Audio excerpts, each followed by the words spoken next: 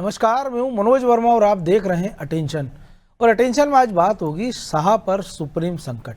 जी हां, colonel Sophia Qureshi को लेकर विवादित टिप्पणी करने वाले मंत्री विजय शाह पर अब कानूनी शिकंजा कसता दिख रहा है। सुप्रीम कोर्ट ने उनकी ऑनलाइन माफी को सिरे से खारिज कर दिया है। साथ ही कोर्ट ने राज्य सरकार को निर्देश दिया है कि शाह के खिलाफ मुकदमा चलाने की मंजूरी देने पर 2 हफ्ते के भीतर फैसला लें। अब कोर्ट के इस निर्देश पर प्रदेश में सियासत गर्मा गई है। बीजेपी मामले में कुछ भी कहने से बच रही है तो कांग्रेस इस मुद्दे को लेकर फिर आक्रामक है। ऐसे में अब सवाल यह है कि सुप्रीम कोर्ट की सख्ती के बाद क्या सरकार के पास अपने मंत्री को बचाने का कोई विकल्प बचा है, और क्या ये मामला फिर से कांग्रेस को पॉलिटिकल माइलेज देगा? आज चर्चा इन्हीं सवालों के आसपास करेंगे, लेकिन पहले रिपोर्ट देखिए।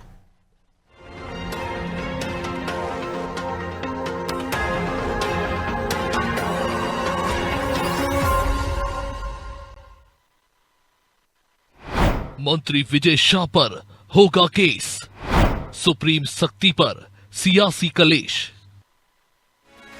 ऑपरेशन सिंदूर के दौरान कर्नल सोफिया कुरैशी पर की गई आपत्तिजनक टिप्पणी अब मंत्री विजय शाह पर भारी पड़ती दिख रही है। सुप्रीम कोर्ट ने इस मामले में सख्त रुख अपनाते हुए शाह की ऑनलाइन माफी को नामंजूर कर दिया है। साथ ही राज्य सरकार को निर्देश दिए गए हैं कि विजय शाह के खिलाफ मुकदमा चलाने की अनुमति पर 2 हफ्तों के अंदर फैसला लिया जाए।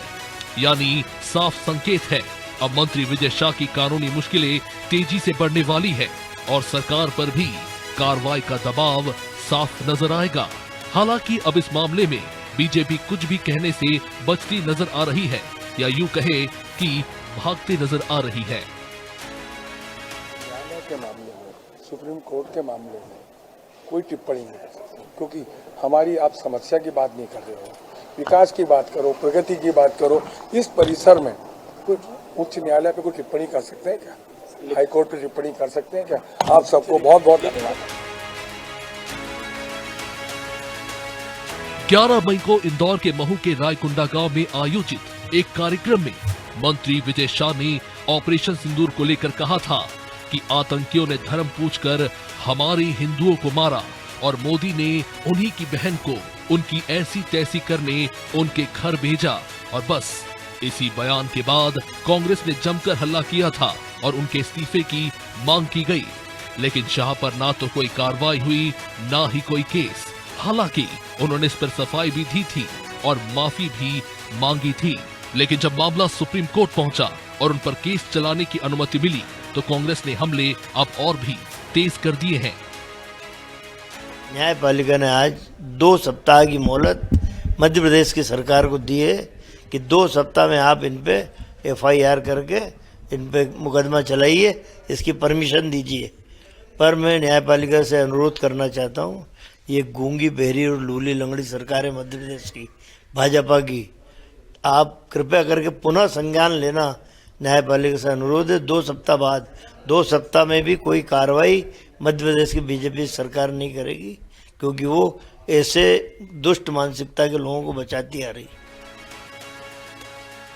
कांग्रेस के आरोपों से तर कोर्ट ने इस बात पर भी नाराजगी जताई है कि राज्य सरकार विशेष जांच दल यानी SIT की अंतिम रिपोर्ट पर महीनों से फैसला नहीं ले रही थी, जबकि जांच पूरी हो चुकी है। अब निगाहें टिकी हैं आने वाले 2 हफ्तों पर। क्या सरकार अपने मंत्री पर कार्रवाई करेगी या फिर कोई सियासी रास्ता तलाशा जाएगा?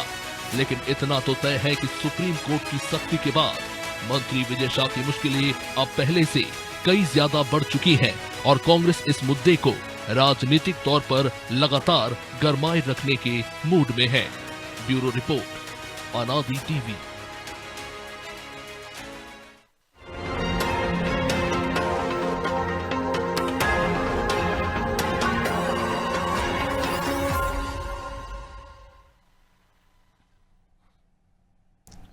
तो इसी पर चर्चा करने के लिए हमारे साथ जुड़ गए हैं वरिष्ठ पत्रकार अशोक शुक्ला और हमारे सहयोगी ब्रजेश चौक से। बहुत स्वागत है शुक्ला जी आपका अनादि टीवी में। और आज जो सुप्रीम कोर्ट की तल्ख टिप्पणी है, तो लग रहा है कि विजय शाह कुछ गैरत दिखाएंगे, या सरकार को तो इस्तीफा मांगने का हक है नहीं फिलहाल, क्योंकि वो तो कह देंगे न्यायालय में मामला चल रहा है। लेकिन 2 सप्ताह के अंदर जो मामले कहा गया है कि आपको अनुमति देना है, क्योंकि मामला पहले ही दर्ज हो गया है, तो अब क्या हालात बनते नजर आ रहे हैं, क्योंकि पिछली बार तो विजय शाह ने दादागिरी दिखाई थी और सरकार को झुकना पड़ा था। देखिए, मुझे लगता है कि सुप्रीम कोर्ट के फैसले के बाद में अब मध्य प्रदेश सरकार भी जो है वो एक तरह से मजबूर होगी इनके खिलाफ, क्योंकि सुप्रीम कोर्ट ने 2 बातें कही हैं जी, कि एसआईटी का गठन भी होगा, साथ में 5 दिन के भीतर जो है एसआईटी की रिपोर्ट आनी है और 2 सप्ताह के भीतर सरकार जो है अभियोजन की मंजूरी दे, ताकि एक मंत्री के खिलाफ, तो अभियोजन की मंजूरी देने से पहले क्या इस्तीफा होगा विजय शाह का, ये बहुत महत्वपूर्ण है जी। तो जिस तरह से हम लोगों ने मध्य प्रदेश में देखा था कि उमा भारती थी और हुगली मामले में जब उनके खिलाफ एक आरोप पत्र दाखिल हुआ तो किस तरीके से उनसे इस्तीफा लिया था, जबकि वो तो केवल तिरंगा फहराने का मामला था, केवल तिरंगा फहराने का। तो यहाँ तो बड़ी गंभीर बात कही है। सबसे पहले जब हाईकोर्ट ने 14 मई को जब इसमें सुमोटो से संज्ञान लिया तो उसमें उसने साफ तौर पर यह कहा था कि देश का जो सांप्रदायिक सौहार्द है उसको बिगाड़ने का इन्होंने काम किया है और देश की एकता और अखंडता के खिलाफ है इनका ये बयान। ये दोनों वो धाराएं हैं जिसमें 3-3 वर्ष की सजा का प्रावधान है, 135 ए और 135 बी। और आप ये देखिए कि 11 मई को ये बयान देते हैं, उसके बाद में विरोध होता है, प्रदर्शन होता है, सब कुछ होता है और फिर 14 मई को जो है इस पे हाईकोर्ट के जो श्री अतुल श्रीधरन जो जस्टिस है वो इस पे एक आदेश करते हैं।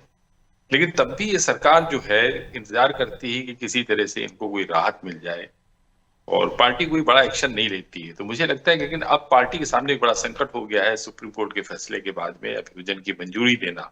अपने मंत्री के खिलाफ जब आप अभियोजन की मंजूरी देते हैं तो फिर देखना यह है कि नैतिकता कौन दिखाता है, सरकार नैतिकता दिखाती है या विजय शाह दिखाते हैं और खुद इस्तीफा देते हैं। ब्रजेश जी, नैतिकता तो फिलहाल इसलिए बात नहीं क्योंकि अब तो आपकी कानूनन मजबूरी भी है, लेकिन बेहतर होता है कि विजय शाह इसके पहले कोई प्रतिक्रिया दे देते हैं और वो कह दे कि भैया जब तक ये मामला का निपटारा नहीं होता मैं मंत्री पद छोड़ रहा हूँ। या जो भाषा का इस्तेमाल हाई कोर्ट ने जो टिप्पणी पिछली बार हमने कहा था कि इसको गटर की भाषा करार दिया था कोर्ट ने, उसके बाद भी विजय शाह पद पर बने रहे। और अब एक तरह से कह सकते हैं कि सरकार के पास एक प्लस पॉइंट, इसको ऐसे भी कह सकते हैं हम कि सरकार के पास तो आ गया ना कि सुप्रीम कोर्ट का आदेश है वो करना ही पड़ेगा। एफआईआर तो आप कीजिए कि प्रोसिक्यूशन की अभिव्यक्ति आपको देना पड़ेगी, अनुमति। देखिए मनोज जी, अब तो एक तरह से कह सकते हैं मजबूरी हो गई, क्योंकि अभी तक आप कोर्ट की आड़ में लेकर बैठे थे कि सुप्रीम कोर्ट में मामला चल रहा है, कोर्ट जैसा निर्देश देगा हम मामला कार्रवाई सब दूरी करेंगे। से। हाँ, लेकिन अब आप कैसे बचेंगे? क्योंकि विजय शाह ने पहले ही बहुत देरी कर दी थी। उनको, मुझे नहीं लगता कि उनको उम्मीद होगी कि इस तरह का भी कोई एक आध फैसला आ सकता है, कोर्ट इतनी सख्ती पेश कर सकती है, क्योंकि हर बार वो ऐसे बयान देते थे, ऐसे बयान देते थे। और इसी कारण से मैंने देखा है कि वो जो पहले उन्होंने एक बार माफी मांगी जिसे कोर्ट ने कहा कि ये मगरमच्छ के आंसू हैं, दोबारा भी फिर उन्होंने माफी मांगी, लेकिन उसमें भी वो गंभीरता नजर नहीं आई जिस तरह से माफी मांगना चाहिए। ऑनलाइन माफी मांगी है तो कोर्ट समझ गया है कि ये सिर्फ मगरमच्छ के मतलब, क्योंकि विजय शाह इतने उसमें थे कि उनको ये एहसास ही नहीं हुआ कि इस पर भी कभी भविष्य में सख्त कार्रवाई हो सकती है। उनके खिलाफ एफआईआर दर्ज हुई, वो कोर्ट के दरवाजे पे पहुंच गए कि साहब वो एफआईआर दर्ज नहीं होनी चाहिए। कोर्ट ने तब भी उनको फटकार लगाई। मुझे लगता है अब एक ही रास्ता बचा है कि विजय शाह को अपनी नाक बचाना है तो इस्तीफा दे देना चाहिए, और इस्तीफा दे देंगे तो हो सकता है कोर्ट उन पर एक तरह से विचार दूसरे तरीके से करे। अभी जिस तरह से उनका रड़ियल अवैया है, अड़ियल तरीके से वो कर रहे हैं, तो उसमें ज़्यादा कोर्ट नाराज है और एक मैसेज भी ठीक जाएगा। और बीजेपी के लिए बचने का रास्ता है कि पिछली बार तो जिस तरह से उन्होंने कहा था कि भाई एक आदिवासी मंत्री हैं उनके साथ ऐसा ना हो, अब तो विपक्ष भी कुछ नहीं कह पाएगा, कोर्ट का मामला है। तो आप विजय शाह से इस्तीफा ले लेंगे तो ज़्यादा बेहतर रहेगा। और जो अनुमति है चालान पेश करने की वो, क्योंकि यदि ऐसा होता सरकार उनको बचाना चाहती मनोज जी, तो एसआईटी ने जो जांच की है उसमें बहुत सारे लूप होल छोड़ सकती थी, हमने ये देखा भी है जांच करने वालों में।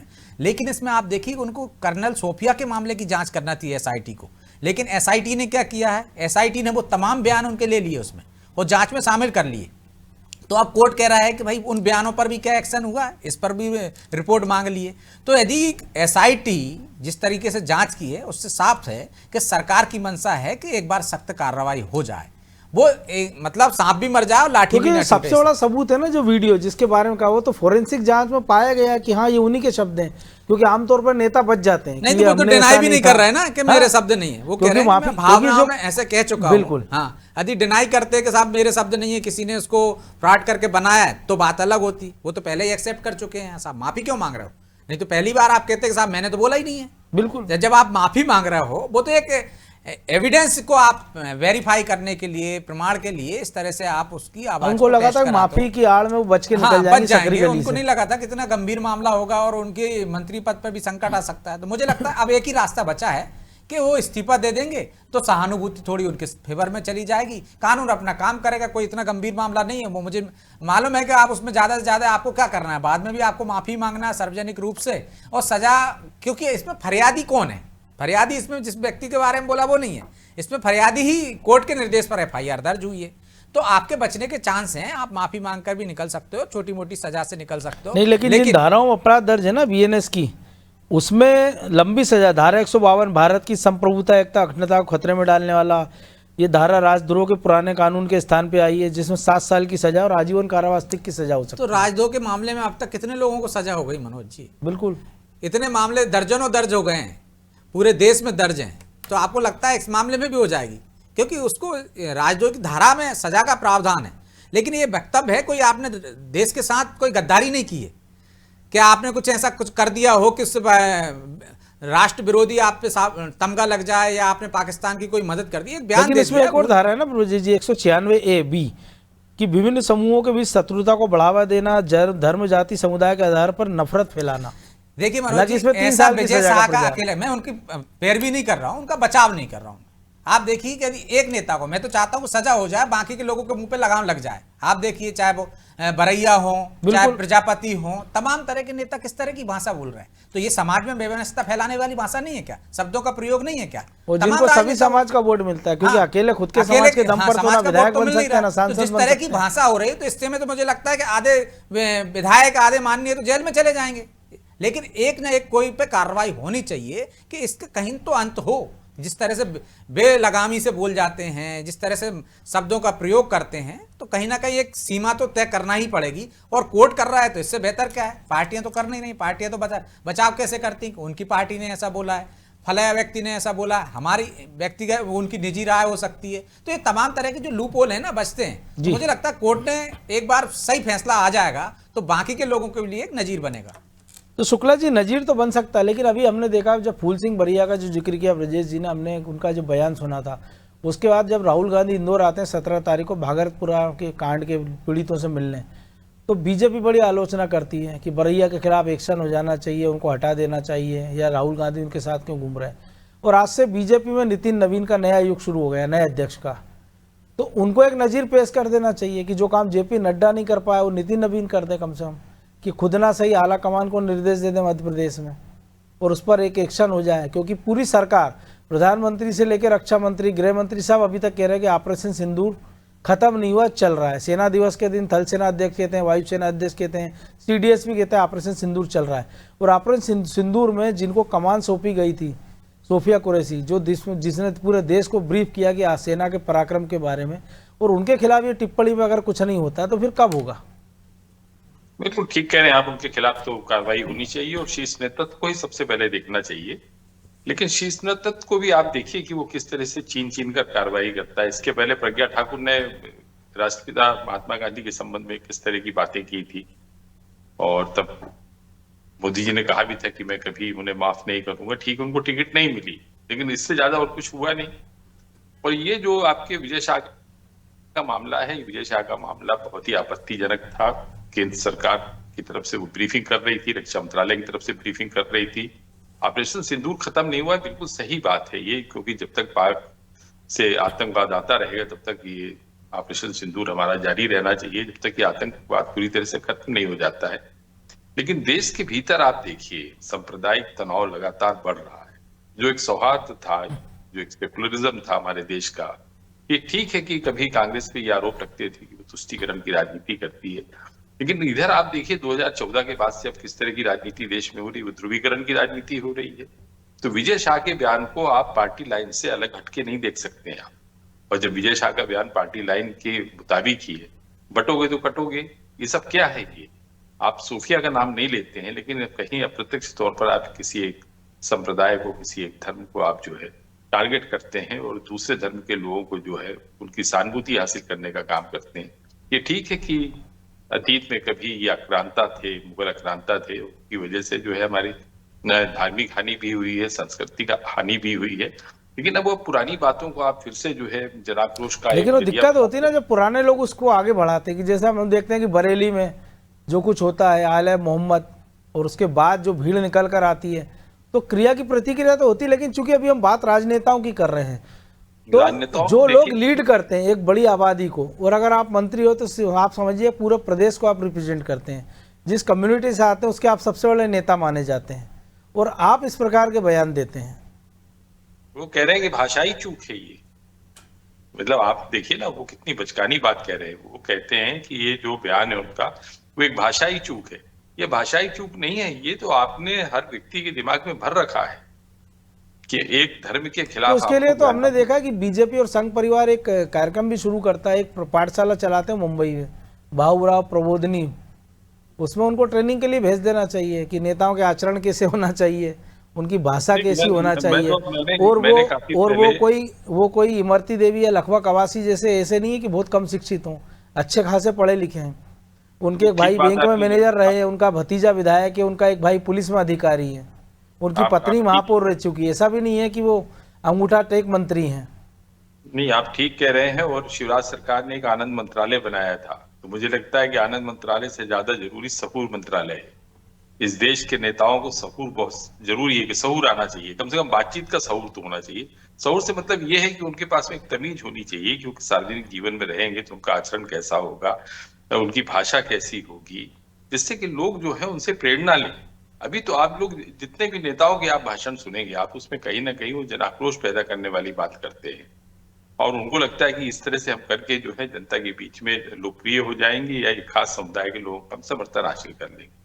अभी आपने जो कहा कि नवीन जो नए अभी जो प्रेसिडेंट नितिन हुए हैं, नवीन जी, नितिन नवीन, क्या वो इनका इस्तीफा लेंगे? कुछ नहीं करेंगे। नितिन नवीन क्या है?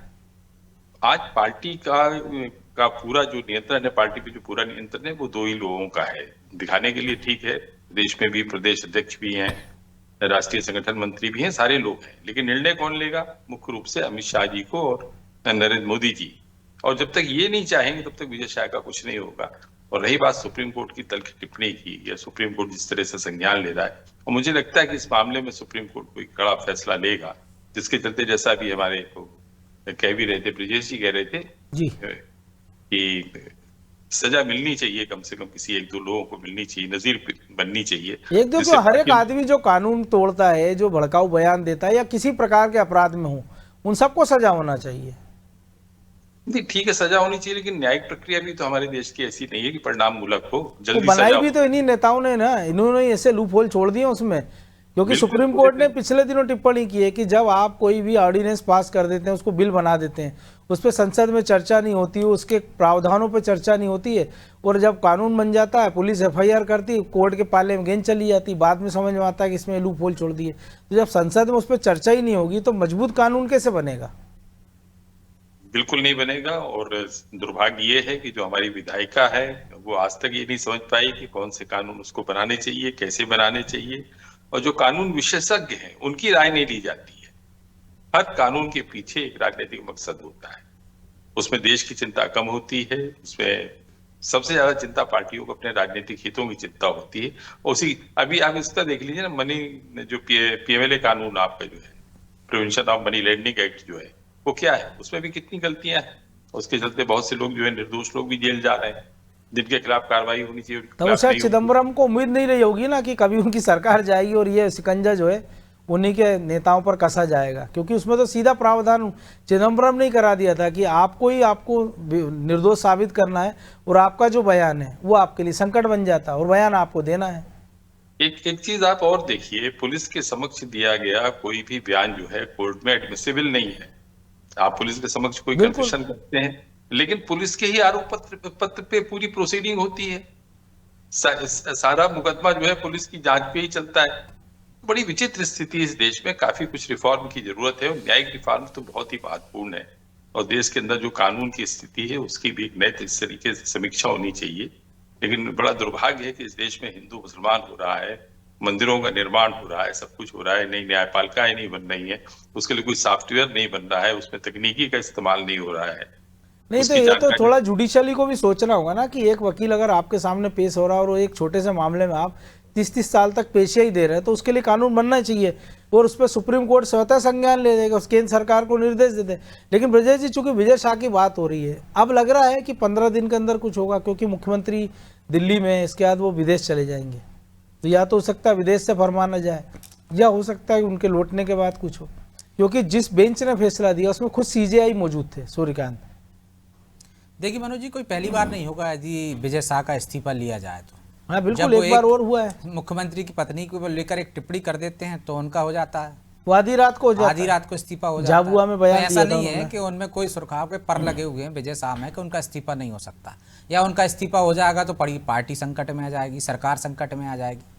तो मुझे लगता है कि कार्रवाई होगी उन पर, और होनी भी चाहिए कि यदि आप एक व्यक्ति पे कार्रवाई कर दोगे तो कोई आप परमानेंट तो आपने निकाल नहीं दिया उनको, लेकिन एक उनको पश्चाताप करने का मौका मिलेगा। दूसरे लोगों को ये लगेगा कि भाई इस तरह की भाषा का इस्तेमाल हम करेंगे तो हमारी मंत्री पद भी जा सकता और है। जो पार्टी कल्याण सिंह उमा भारती को निकाल सकती है, तो फिर विजय शाह का क्या भी साथ है। आप देखिए कि मुझे लगता है कि कार्रवाई होगी और पार्टी निश्चित तौर पर इस पर मंथन कर रही होगी। दिल्ली में मुख्यमंत्री हैं, अब मुख्यमंत्री के यहाँ होने ना होने से कोई फर्क नहीं पड़ता, ये निर्णय तो आला कमान को लेना है, दिल्ली से लेना है, और दिल्ली एक निर्णय ले लेगी, विजय शाह को बोल देगी इस्तीफा दे दीजिए, इस्तीफा हो जाएगा कि आप कानूनी प्रक्रिया का पालन कीजिए, या कानून से अब आपको जब राहत मिल जाएगी तब हम आपको फिर मंत्रिमंडल में ले लेंगे। तो मुझे नहीं लगता है कि विजय शाह भी उस पर अड़ेंगे, क्योंकि उनके लिए भी मजबूरी हो गई है और पार्टी के लिए भी मजबूरी हो गई है कि भाई कोर्ट का निर्देश है कि यदि आप कोर्ट की बात नहीं मानेंगे तो फिर किस मुंह से जनता के पास जाएंगे। सिर्फ आप ये नहीं कह सकते ना कि जनता ही तय करेगी, वही अपने ऐसे नेताओं पर लगाम लगाए, उनको चुनाव हरवा दे, क्योंकि ऐसा होता